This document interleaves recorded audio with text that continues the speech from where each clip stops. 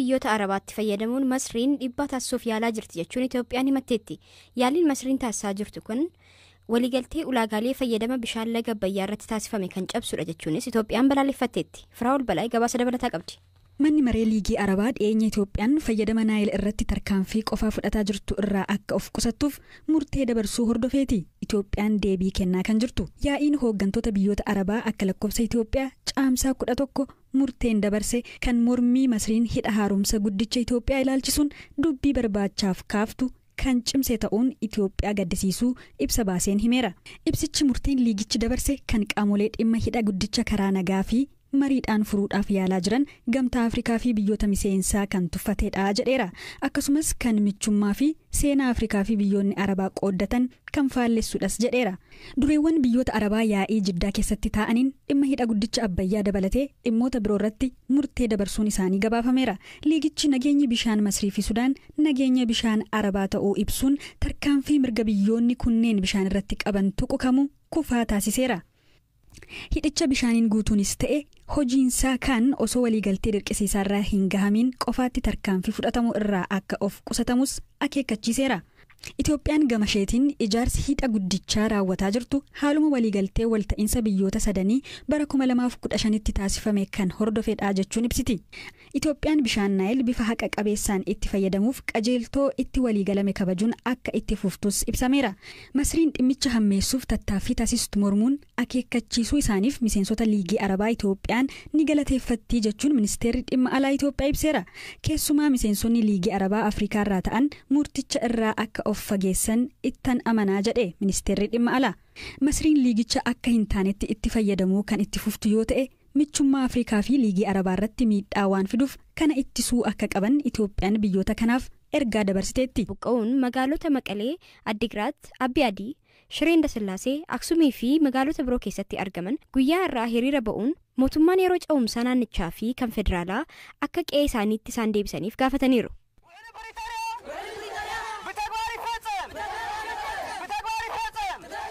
Buqqaatonni hiriira ba'an kunneen humnoonni Amaaraa fi kanneen biroo akka ba'anii fi gargaarsi namoomaas akka isaaniif taasifamuuf gaaffii dhiyeessaniiru. Obbo Biinagaa Guhuush ijoollee fi maatii isaa guutuu waliin qe'ee fi qabeenya isaa dhiisee erga buqqee tureera. Jireenya ho'aa keessaa ba'uun amma gidiraa keessa akka jiran ibsuun qe'ee isaaniitti akka deebifamaniif cimsee gaafata. Dhimmi keenya waggaa 2.8 qabateera. Onkololeessa 30 yeroo dhufnutti uummanni akka galaana dachee dhufaa ture. Konkolaataawwan turani. Konkolaataawwan fe'iisaa atoobisiin turaniiru. Kan hundumaan godaanaa turan. Ni ari'atamne. Godaantota taane. Waan nama gaddisiisudha. Keessumaa Maayikaadiraarraa, Bahaayirirraa, Daanshaa fi Lixa Tigraay bakkawwan biroo keessaa namoonni guyyaa tokkotti bahan. Mee kottaa ilaalaa. Dhalli namaa looccuu, hantuutaa fi bohoo waliin jiraachaa jira. Uummanni beela'eera. Ji'a 8 guutuu midhaan nuuf hin kennamne. Yeroo dhukkubsannu wallaansa argachuu qabna ture. Namoonni du'aa jiru. Warra Awurooppaas ta'e qaamoleen michoota biroo isaan ilaallatu akkaataa waliigaltee nagaa irra gahameen mootummaa federaalaa fi bulchiinsa Tigraay waliin ta'uun qe'ee keenyatti akka nu deebisaniif gaafanna.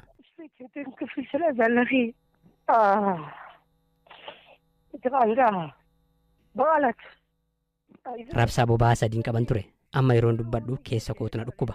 Dhukkubbiin isaa jechaan kan ibsamu miti. Madaa fi godaannisa baay'eetu jira. Uummanni keenya waan nyaatu dhabee baala nyaataa jira. Shireetti wiirtuuwwan buqqaatonni keessa qubachiifaman 18 akka jiran qindeessaan dhaabbilee gargaarsaa ni dubbatu. Haadha ijoollee 4 kan taate Zayidaan ammoo buqqaatee Maqalee jiraatti. Dubartiin kun takka gara Shireetti yeroo biraammoo gara Maqaleetti ijoollee qabattee buqqaa turteetti. Maqaleetti ammoo warra miidhaan saalaa irra ga'e keessaa tokkodha. Gaa'ela qabadhee nama of jiraachisuun ture. Mana nyaataa fi hoteelan qaban ture. Yeroo diinni dhufu garuu hojjechuu hin dandeenye. Maal jedheen sitti hima? Akka malee miidhamneerra. Miidhaa saalaa nurra gahee hanqatee wallaansa fayyaalee argachuu hin dandeenye. Kanarratti beelli jira. Daa'imman barachuu hin dandeenye. Namoonni qorraan waadamaa jiru. Mana yaalaa yeroo deemtus wallaansi gahaan hin jiru. Keessattuu amma maqaa dubartootaatiin ni daldalama malee wallaansa fayyaa homaa argachuu hin dandeenye. Moodees illee hin argannu. Jireenyi keenya balaaf saaxilamaadha. Gaaffiin keenya inni guddaan gara duraan turreetti deebinee kadhachuu keessaa baanee ijoolleen keenya sirriitti akka baratan barbaanna. Waraanni kaaba Itoophiyaa waliigaltee gaggeessitoota Tigraay fi mootummaa federaalaa gidduutti Afrikaa kibbaa Piriitooriyaatti irra gahameen booda dhaabbateera. Waliigaltichi humna federaalaatiin alatti humnoonni Amaaraa fi kan alaa waraana keessatti hirmaatan akka ba'anii fi lammiileen buqqa'an gara jireenya idilee isaaniitti akka deebi'an ni gaafata. Tigraay lixaa bakkawwan mootummaan naannoo Amaaraa gaaffii naaf ta'a jedhu irratti dhiyeessu keessaa tokko yoo ta'u, yeroo ammaa kana namni tokko dhuunfaa isaatiin dhaabbilee miidhaa faalama naannoo qaqqabsiisan himachuun baratamaa miti. Abukaatoo fi abbaan seeraa Malkaamuu Ogaatoo garuu waan Itoophiyaa keessatti hin baramin kanaan milkaa'eera. Qophaa isaa dhaabbilee gurguddoo akka qeeraa fi yuunivarsiitii Finfinnee mana murtiitti dhiyeessuun falmeera. Abukaatoo Malkaamuu maaliif akka qeeraa himatee BBCtti himuun eegala? qeeraውን በተመለከተ ለበርካታ ዓመታት ከፍተኛ የሆነ qeeraa ilaalchisee faalamni hamaa achi keessaa waggoota dheeraaf akka gadhiifamaa ture qaamolee walabaan garaagaraallee mirkanaa'eera. Dhimmicha yeroo jalqabaatiif abbaa taayitaa eegumsa naannootiif kan dhiyeessanidha. Abbaan taayitaa eegumsa naannoo ammoo yeroo sanatti tarkaanfiiwwan garaagaraa fudhachaa tureera. Animmoo yoo faalama qaqqabsiisu maqsuu danda'e akka maqsu abbaa taayitichaa gaafadheen ture. Yeroo sanatti garuu kana gochuu hin danda'amne. Dhimmicha qabadheen gara murtii deeme. Erga mana murtii geessee booda ammoo atakaaroo hedduutu ture. Warra dhaabbata qeeraa ammoo wanti kun ka'uu akka hin qabnee fi sirreeffama hedduu akka taasisanii fi uummata miidhaa akka hin jirre ibsuudhaan karaa fagoo deemuun ibsaniiru. Akkas ta'es garuu falmiiwwan mana murtii irratti ka'an ni jiru. Dhimmichi egaa hanga ammaatti fala hin arganne. Aga ammaa mana murtii jibbaataa irratti ilaalamaa jira. Garuu akkasumaan dhuunfaa ofiitiin lafumaa ka'anii dhimma nama hin galchine irratti falmii seeraa gaggeessuun ni danda'ama. Kana seerri eeyyamu jira kan jedhuuf Malkaamuun akkas jechuun deebise. ትልቁ ፈተና የሆነው ምንድነው? በኢትዮጵያ ውስጥ ያልተለመደ የክርክር qormaata guddaa kan ta'e Itoophiyaa keessatti falmii seeraa hin baratamne waan ta'eefidha. Osoo akka biyyoota birootti ta'e dhimmichi uummataaf waan ta'eef ni beekama. Namoonni uummataaf fedhii isaaniitiin seera dura dhaabbatanii falmani kiisii isaanii keessaa maallaqa baasuun qaban ture. Osoo akka biyyoota biroo ta'e mana murtiirra kan dhaabbatu cinaatti ofiin baasuun ta'u ture. Deeggarsa maallaqa argachuu qaba, jajjabeeffamuus qaba ture. Kaayyoon isaas akkas ta'uu mala. Biyya keenyatti yeroo kana falminu ofiin kiisii keenya keessaa baafneeti. ከራሳችን ኪስ ነው የምናወጣው። Malkaamuun ofii isaa dhalataa naannoo qeeraa akka hin taane dubbata. Kana ta'uu isaatiin ammoo maaltu si gashee jedhameera. Falmiin ijoo mana murtichaa tokkos kana ture jedha. አንዱም ፍርድ ቤት ላይ Falmii mana murtiirraa ka'aa ture tokkoyyuu kanadha. Ani akkuma jiraatan Finfinnee tokko yeroon karaa qeeraa darbu foolii addaa sana na mudachuu isaarraa kan hafe dhalataas jiraataa naannoo sanaas miti.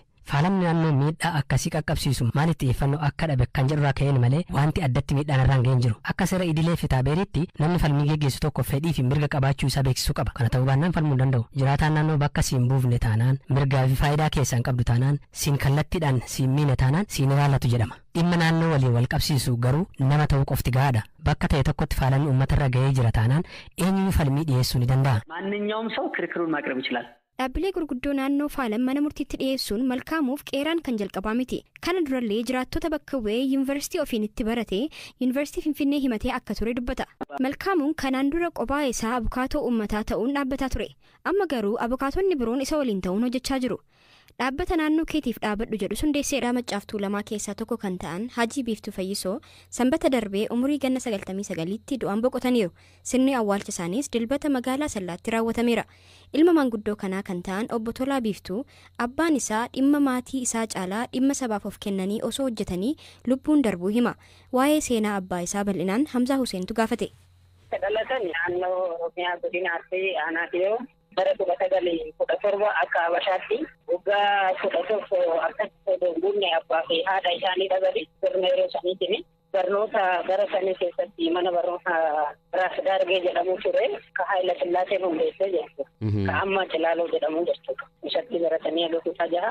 Jireenya isaaniitti ijoollee 12 maatii lamarraa horatanii. Gara diinii kana hoo gara amantii Islaamaa kanaa? Naannoo sanis waaqeffataadha. Haa ta'uuti achirraa amantaa Islaamummaa abbaa fi haadha qofa odoo ta'e hawaasa gizee fudhatetti fudhatanii amantaa isaanii baay'ee garmalee jabeessu. Isaan erga maatii horatanii booda ka maatii isaanii odoo ta'e ka uummataa turanii nama raarsuu malee guyyaa tokko nama wallabanii beekanii gara kaan keessattuu gaafa qabsoof jecha 68 sochii qabsoo keessa gaafa galanii irra gireessa isaa qabsoo isaaniitiif gara amantaatti galanii jechuudha. Namoota qabsaa'ota gameeyyii Oromoo eenyu faa waliin turanii maal keessatti hirmaatan? Gara xumura 60moota jalqaba 1970 68 jechuudha. Gaafa sochiin gamas Baalee fi Harargee jiru yeroo sanitti addi bilisummaa ofishaal ta'e akkasitti sadarkaa biyyatti waan hin jedhin jalqabinis ijaarsa keessaa dargaggeessa ijaaruutu ture.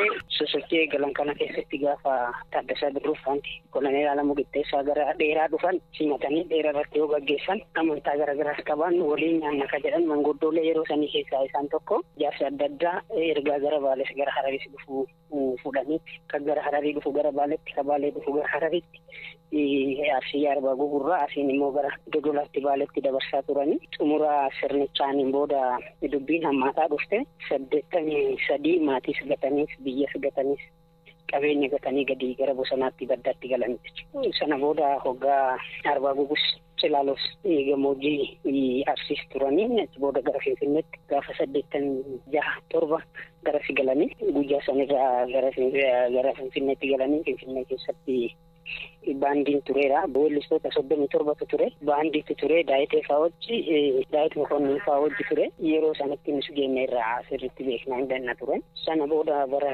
1990 odoon beekamin bakka isaan dhaqan sirna yeroo sanitti nuuf kaamsafanii hidhamanii ture ji'a afuriif bakka inni itti hidhame namni giras barbaadaa ture Finfinneetti qabamanii gaafa ji'a afurii turan booda Adaamatti argaman hidha Adaama erga bayaniin booda Finfinnee deebi'anii sitti machaatu lama bakka Maajar waliin duudhaa achi keessatti hojjechaa turanii yeroo dheeraadhaaf keessattuu barattoota kiiloo 6 fi kiiloo 4 turte bara 1989 haga 96tti barattoota Oromoo jajjabeessaa turanii achi ijoollee achi keessaa jajjabeessaa seenaa Oromoo ijoolleen kun akka barataniif akka barsiisaniif akka barreessan ji'a tokkoon gaafa akkuma nama wal gargaarsa fatti jedhamee machaatu lama keessatti ture maallaqa sanii ijoollee gargaaraa turan hayyoota achi keessa baratanii ba'anii xumura 96 booda dikukuu hin dandeenye sana booda jijjiirama kana 2009 godhame san keessa gara biyyaatti deebi'an biyya dhufanii beekanii ijoollee horatan keessa gaafa mucayyoon isaan dhalan obboleetti ta'an irratti dhaladde dhufuu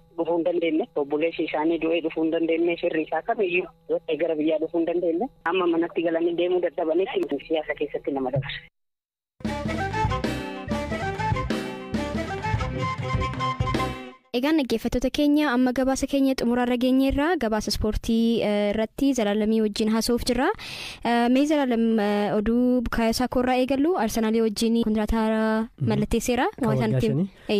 Bukaayosaa kan bara kana taphataa cimaa Arsenaal jechuun ni danda'ama. Maartiin Odeegaard illee dabalatee jechuudha. Kontiraataan isaa dhiyootti xumurama kan Saakaa kanaaf taphataan kun ammallee ijoolleedha umuriidhaan jechuudha. Arsenaal haga bara 2028tti kan turu kontiraataa waggaa 5 haaraa Bukaayo Saakaa waliin mallatteessee jira. Taphataan kun lammii Ingiliz ta'e garuu maatiin isaa Naayijeeriyaa irraati. Mee oduun kan biraammoo waa'ee Niwukaastilidha. Shaampiyoon liigiitti dabalameera. Mee waa isaanitti kaleessa Niwukaastil Leester Siitii waliin qixa waan xumuraniif galchii malee jechuudha. Qabxii 70 sadarkaa sadaffaarra ta'anii jiru. Kana booda Manchester United qabxii tokko qofadha kan barbaadu. Sanirraatiin kan hafe sadarkaa sadaffaatiin xumuruurraatiin kan hafe hirmaannaa Shaampiyoons liigii isaanii mirkaneeffatanii jiru jechuudha. Kun seenaa kilabichaa keessatti qabxii isa olaanaa yookaan immoo kan jalqabaati jechuun ni danda'ama. Mee gara Pirimeer Liigiitti yeroo deebinu kilaboonni tokko liigicha keessaa ba'aa jiru kan akka Saawuzamtan. Mee kilaboonni kan biroon kan rakkoo kana keessa galanii jiran jiru. Taphni kun Everton irratti qofa hundaa'a. Kilaboonni haga amma jiran carraa ooluu isaan qaban Leeds United fi Leicester Cityin yoo Everton mo'ame qofadha isaaniyyuu sanas ta'eyyuu yoo taphoota isaan hafan tapha tokko qaban sana yoo mo'atan qofadha kan isaan Premier League keessatti hafuu danda'ani. Premier League keessatti Everton taphataan Bournemouth wajjiniitiin hidha qabat. Leicester Citynis ta'e Leeds United taphoota hafan mo'achuunis